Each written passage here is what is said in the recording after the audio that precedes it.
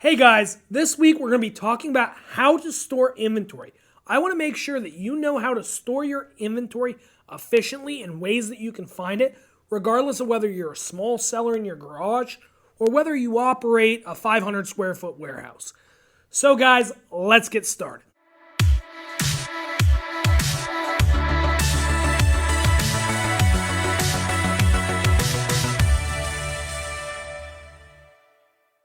So guys, my objective is to really make this video for everybody, no matter where they're at in their journey of selling online. And, just anybody who needs to understand storing inventory in general. So guys, what they tell you in school that you need to know a little bit of math is really important because this comes down to basic geometry. One of the most efficient ways of storing merchandise or goods for sale is by using a good old grid pattern. You know, that square that you would see in elementary school math class, and there'd be, columns and rows. That grid is the key to managing your inventory effectively. One of the places where you see this grid pattern the most prevalently is in city planning. So like in a city like Philadelphia, it was originally laid out as a grid for the most efficient ways of, transporting goods, as well as making sure that everything is consistent and easy to find and navigate. North, south, east, west. Really easy to navigate. This is the key to managing inventory. Whether you're keeping things, on some shelves in your garage like this, it's a grid. You got some vertical rows, you got some horizontal rows, and then you have locations built off of those vertical and horizontal rows. So I want you guys to think back to being kids and playing Battleship. So, when you're out there and you're yelling to, fire missiles at your buddy's battleship, what you're doing is you're screaming out both a y-axis and an x-axis location.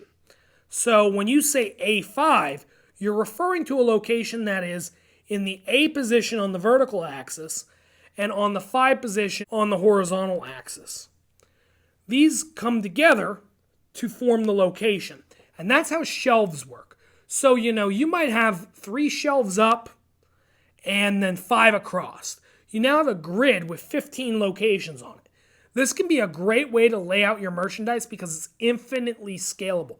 As I add more shelves, I just have more spaces. What I like to do is have a location for the vertical row and a location for the horizontal row that when I put them together, it creates one location that I can locate like that. The great thing about this is it is scalable. So let's say, if I have a garage and I'm putting some pallets out there, I can lay a grid across my floor. So if I'm storing in one dimension, I can lay this grid across my floor of my garage, across the floor of my warehouse, and down the north side of the building, I can put letters, and down the east side of the building, I can put numbers. You can use whatever combination of, things that work well for you for locations. So you can use a combination of numbers, you can use a combination of letters, you can use a mixture, whatever helps you make sense. But the idea is that everything in the end comes down to the simple grid pattern. So when you're storing in 2 dimensions, the grid pattern is really easy to use and it's really effective. So hopefully by using this technique, you can take something as difficult as keeping track of inventory and making it as easy as playing Battleship. Another thing that's important to keep in mind is to keep a consistent record of where things are. So this grid system only really helps you if you know where things are. So if you don't know that something's in B6, it doesn't help to have things labeled B6. You have to be able to look up where the item is and then take it back to your grid and locate it. So it's really important to make sure that you are managing your inventory effectively, or just, having this layout isn't going to help you. I've seen people use this technique for shipping things as small as Lego minifigures out of tackle boxes to people using, their garage with a couple shelves in it to, like I said, full-scale warehouses. So now what we're going to do is we're going to take you downstairs and we're going to show you how to store in 3 dimensions, which is a little harder to grasp, but it's not that much harder. But before we go downstairs, I want to take a second and tell you guys to like, subscribe, share. We're trying to get to that 1,000. Help us out. It's a great way to say thank you. So guys, I wanted to bring you down here in the fulfillment center and show you what a three-dimensional storage system looks like. So what we have down here is we have multiple of these racks, and they go back to back, and they stretch on for rows and rows and rows. And each rack has 4 shelves and 14 slots across. So what this does is it allows us to go back to that elementary geometry lesson when you have a cube. So because of this whole vertical cube thing, you essentially have 2 different grids going on.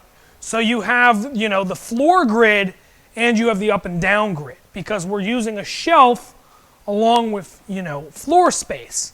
So you have an X and Y axis for both. So, you can get some really complicated locations like we have behind us. For example, section B, row 10, shelf number 5, slot D11.